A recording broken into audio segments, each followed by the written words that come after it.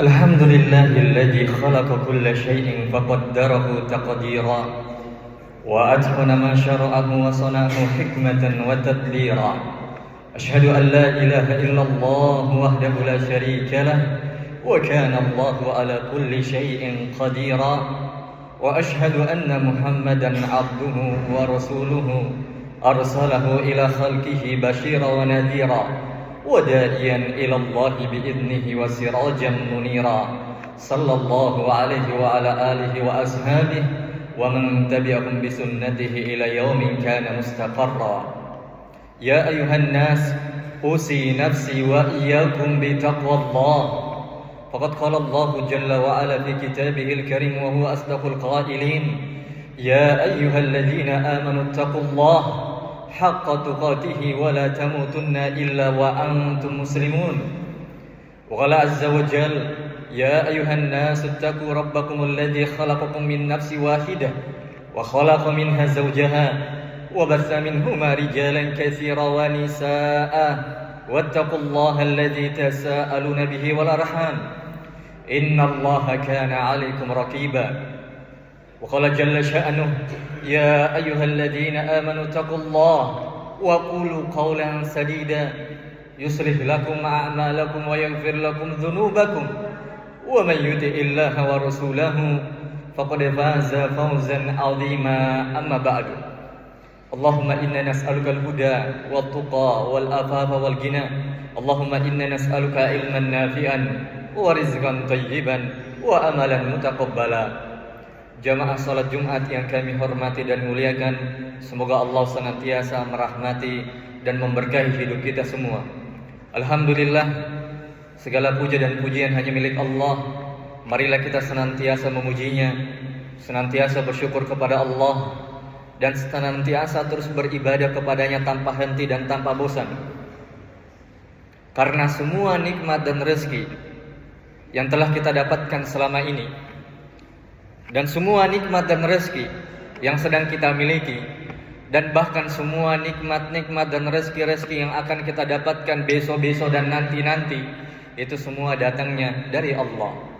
Maka marilah kita banyak-banyak bersyukur, karena rezeki dan nikmat itu hanya dititipi, bukan dimiliki. Kemudian salawat dan salam kita kirimkan untuk Nabi kita Muhammad, kepada keluarganya, kepada para sahabatnya, serta para pengikutnya, umat Islam yang senantiasa mengikuti Nabi dan para sahabat hingga hari kiamat. Saya menasihati diri saya dan kepada jemaah sekalian untuk marilah kita meningkatkan ilmu Islam kita, meningkatkan iman kita, dan meningkatkan ketakwaan kita dimanapun dan bagaimanapun kondisinya. Karena ini adalah bekal yang paling terbaik kalau kita sudah terbaring di bawah tanah. Bukankah Allah mengatakan di dalam Al-Quran, dalam surah Al-Hujurat, Inna akramakum indallahi atqakum, sungguh yang paling mulia, yang paling terbaik dari semua kalian adalah yang paling bertakwa. Pada kesempatan kali ini izinkan kami menyampaikan khutbah singkat. Semoga apa yang kami sampaikan ini memberikan manfaat untuk kita semua, terutama untuk saya dan keluarga saya. Dan semoga hal ini diberkahi oleh Allah. Dan semua ini dalam rangka nasihat menasehati, bukan dalam rangka menggurui bapak-bapak sekalian. Jemaah salat Jumat yang kami hormati dan muliakan, ada satu tanda, ada satu ciri yang apabila seseorang memiliki hal ini, maka dia sudah pasti dicintai oleh Allah. Dan orang kalau sudah dicintai oleh Allah, disayangi oleh Allah, maka Allah akan memudahkan urusannya. Orang itu akan ditolong dari setiap masalah dan problematikanya. Orang itu akan dimudahkan rezekinya. Orang itu akan dimudahkan kebahagiaan dunia. Tidak sampai di situ, Pak, tapi sampai di akhirat kelak akan dijanjikan surga. Kalau dia memiliki satu hal ini. Apa itu? Dicintai oleh Allah Subhanahu wa ta'ala. Jamaah salat Jumat yang kami hormati dan muliakan, mendapatkan cinta Allah ini adalah sesuatu yang sangat penting. Sampai-sampai Al-Imam Ibnul Qayyim rahimahullah, beliau pernah berkata, "Laisa sya'nu an tuhib, walakinna sya'nu an tuhab." Imam Ibnul Qayyim mengatakan, tolak ukurnya, barometernya, sesuatu yang paling penting adalah bagaimana kita itu dicintai oleh Allah. Bukan kita hanya sekedar mengaku cinta Allah, tapi ternyata Allah tidak mencintai kita. Tetapi perkara yang paling penting antara kita mengaku cinta dengan Allah mencintai kita, maka Allah mencintai kita itu lebih penting dibandingkan kita hanya sekedar mengakui atau kita hanya sekedar mengklaim bahwa kita mencintai Allah. Kenapa?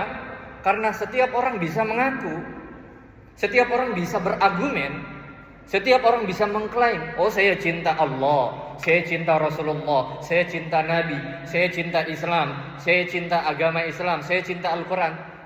Tapi apakah benar cintanya? Wah, belum tentu, dibuktikan dulu dengan kenyataan yang terjadi. Apakah dia memang cinta Islam atau enggak? Apakah dia mentaati Allah atau enggak? Tetapi kalau Allah telah mencintai seorang hamba, oh, maka ini adalah perkara yang sangat penting. Tapi pertanyaannya bapak-bapak sekalian yang kami hormati dan muliakan, apa tanda-tanda, apa ciri Allah mencintai seseorang? Kan kita harus tahu nih. Nabi SAW ternyata beliau telah menyebutkan di dalam hadis-hadisnya satu ciri, satu tanda, apabila seseorang memiliki hal ini, maka dia pasti dicintai dan tidak ada lagi yang bisa protes. Kata Nabi SAW dalam sebuah hadis yang diriwayatkan oleh Imam Al-Hakim, ini ahli hadis. Begitu pula Imam Bukhari di dalam kitabnya Al-Adabul Mufrad. Siapa yang tidak kenal Imam Bukhari? Mereka mendatangkan hadis Nabi bahwa Nabi SAW bersabda, "Innallaha yu'tid dunya ila man yuhibbu wa man la yuhibbu wa la yu'til iman illa man yuhibbu." Kata Nabi SAW, sesungguhnya dunia ini, kenikmatannya, kelezatannya, rezekinya, di dunia ini Allah akan kasih setiap orang, pasti ada porsinya masing-masing. Ada yang kaya, minta maaf, ada yang sederhana atau di bawah sederhana. Allah akan kasih dunia ini kepada setiap orang. Mau orang yang Allah cintai atau tidak cintai, mau dia Islam atau tidak Islam, tetap akan dikasih dunia. Mau dia yang rajin sholat, dikasih dunia? Dikasih. Yang tidak rajin sholat, bapak-bapak sekalian, dikasih dunia enggak? Hah? Dikasih dunia. Bahkan minta maaf, Fir'aun saja yang tidak taat kepada Nabi Musa, yang tidak pernah sujud tuh, tetap dikasih dunia. Jadi dunia ini, kata para ulama, murah. Dan Allah sudah kasih setiap orang porsinya masing-masing untuk dunia. Dan itu sudah garis tangan, takdir yang Allah tetapkan, bahkan sebelum kita lahir. Maka sungguh Allah, kata Nabi, pasti akan memberikan dunia ini kepada orang yang Allah cintai atau tidak cintai, pasti. Dan kata para ulama, mau kaya orang, mau miskin orang, minta maaf, mau sederhana orang, mau statusnya tinggi, pekerjaannya bagus, banyak gajinya, tinggi gajinya, itu bukan jaminan dan bukti, bukan bukti dan jaminan Allah mencintai orang tersebut. Tetapi apa? Di kelanjutan hadisnya Nabi mengatakan ciri orang yang dicintai oleh Allah. Apa itu? Wa innallaha la yu'til iman illa man yuhibbu. Dan Allah tidak akan memberikan keimanan. Di dalam riwayat yang lain, wala yu'tid din. Dan Allah tidak akan memberikan hidayah untuk mengenal Islam dan memeluk Islam kecuali hanya kepada orang yang Allah cintai. Maksudnya apa? Kata para ulama, orang yang Allah cintai itu adalah orang yang Allah takdirkan beriman. Orang yang Allah takdirkan kenal Islam dan memeluk Islam, sudah pasti dia dicintai. Walaupun mungkin masa lalunya buruk, minta maaf Bapak Ibu sekalian, jamaah sholat Jumat yang kami hormati dan muliakan. Walaupun mungkin banyak dosanya dulu, tapi kalau Allah telah mentakdirkan orang itu beriman dan memeluk Islam, pasti dia sudah dicintai oleh Allah. Ini kata Nabi, bukan kata saya, Bapak-bapak sekalian. Oleh karena itu, Bapak-bapak sekalian yang kami hormati dan muliakan, Islam ini bukan masalah sepele, bukan sesuatu yang biasa-biasa, tapi luar biasa. Ini adalah nikmat dan rezeki yang paling besar. Dan rezeki ini berupa Islam, berupa iman, tidak diberikan kepada Fir'aun, tidak diberikan kepada Raja Namrud, tidak diberikan kepada Qarun. Mereka memiliki dunia, tapi sayang beribu sayang, Allah tidak takdirkan mereka mendapatkan Islam, mendapatkan iman. Oleh karena itu Bapak Ibu sekalian yang kami hormati jamaah sholat Jumat, kalau kita sudah mengenal Islam, mendapatkan iman, memeluk Islam dan mengamalkan Islam, maka banyak-banyak bersyukur, karena ini rezeki yang paling besar. Jamaah sekalian yang kami hormati dan muliakan, kalau mau dibandingkan dunia dengan Islam, artinya iman, maka dunia ini tidak ada apa-apanya. Walaupun itu penting memang, tapi tidak ada apa-apanya. Mau tahu harga dunia di sisi Allah, mau tahu nilai dunia di sisi Allah, dalam sebuah hadis yang diriwayatkan oleh Imam Muslim, Nabi SAW pernah menasihati para sahabat. Beliau berkata, "Raq'ata al-fajri khairun minad dunya wa ma fiha." 2 rakaat yang kau lakukan sebelum sholat subuh, berarti sholat sunnah subuhnya ini, 2 rakaat yang kita kerjakan sebelum sholat subuh, itu lebih baik daripada dunia dan isinya. Tuh kata Nabi. Kenapa bisa? Masalahnya dunia itu sementara, akhirat selamanya. Semua yang kita miliki sampai sekarang ini di dunia, entah itu rumah mewah, mobil mewah, motor bagus, istri cantik, kalau kita sudah mati, tidak ada yang dikubur bersama dengan mobilnya, tidak ada yang dikubur bersama dengan motornya, tidak ada yang dikubur dengan istrinya yang paling cantik. Tidak ada. Yang kita bawa di hadapan Allah itu apa? Amalan soleh kita. Dunia yang kita pakai, kita tinggalkan semua. Tinggal kain kapan, Bapak Ibu sekalian yang kami hormati dan muliakan? Tidak ada. Yang kita hadapkan kepada Allah, amalan kita. Bukankah ayatnya kita pernah hafal dan akan selalu kita hafal? "Wa may ya'mal mithqala dzarratin khairan yarah, wa may ya'mal mithqala dzarratin syarran yarah." Siapa yang melakukan kebaikan, pasti dia akan lihat tuh di alam kubur, di akhirat kelak. Dan siapa yang melakukan keburukan, begitu pula dia akan lihat tuh. Tidak ada nanti kita menghadap kepada Allah nih, ya Allah, mobilku ini motorku ya Allah, ini uangku di rekening berjuta-juta, ratusan juta, miliaran. Enggak ada.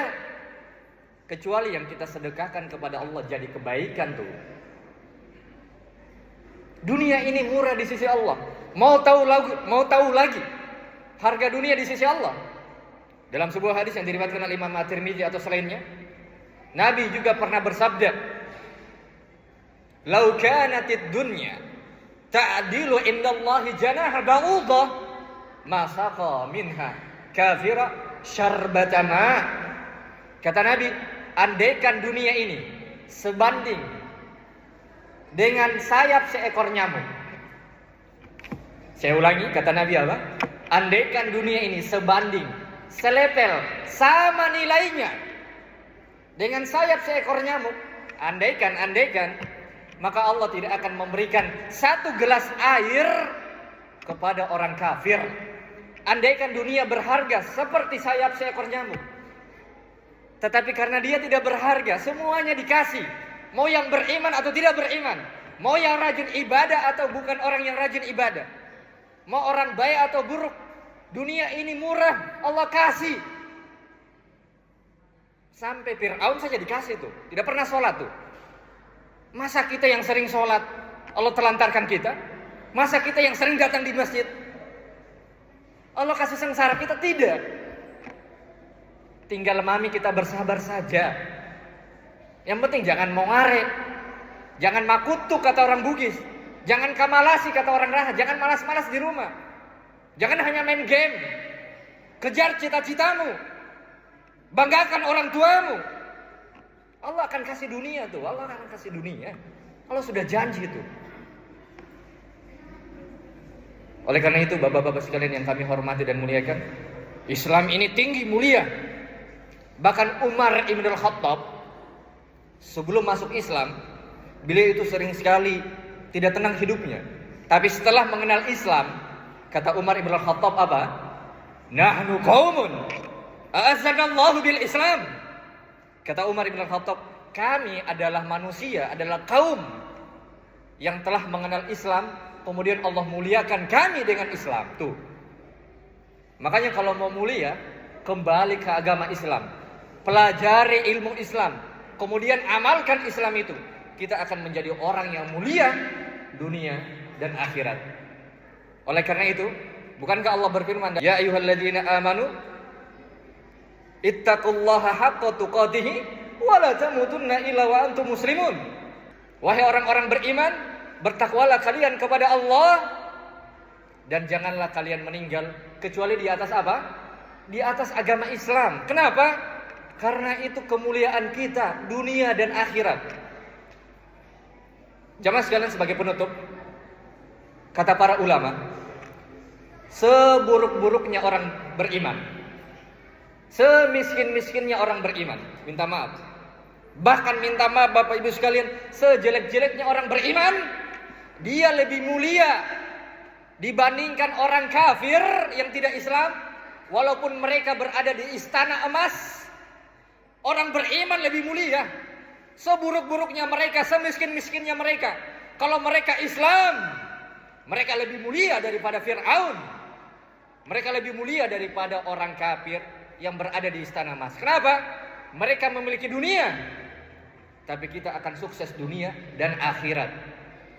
Ini yang dapat kami sampaikan. Semoga Allah Subhanahu wa taala menjadikan kita orang-orang yang semangat mengenal Islam, mempelajari Islam, mengamalkan ilmu Islam. Tentunya sunnah Nabi juga. Karena Islam dan sunnah ini adalah intinya Islam. Dan jamaah sekalian, semoga Allah Subhanahu wa taala mematikan kita semua di atas husnul khotimah, mati yang baik, dan di atas agama Islam. Innahu waliyyu dzalika wal qadiru alaih. Aqulu qouli hadza wa astaghfirullaha li wa lakum wa li sa'iril muslimina min kulli dzambin wa taqabbalallahu minna wa minkum tilawatahu innahu huwal ghafurur rahim.